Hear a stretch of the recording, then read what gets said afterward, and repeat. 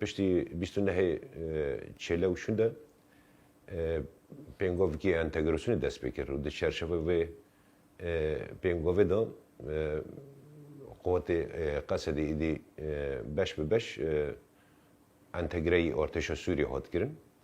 ام بخوجی دنوا و ارتش دا وکو اولیکاری وزیر پارستانه وطن وظیفه دار کرن به تایبت جی دبش روجلات سوریه با گریده. دنوا وزارت دا انی هنه یعنی انی باشور هی نوین هی روجاوا هی روجلات باکور هی.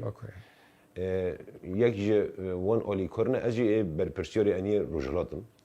اولی روجلات سه پارزگار دگیر نوا خدا رقای درزرو و حسکه دگیر نوا خدا نه ام حول دادن انیا خدا یعنی وقت فرمانده انیا روجلات یه ارتش سوری سیستم خوب بدن جیب جی کردن بدن چه کردن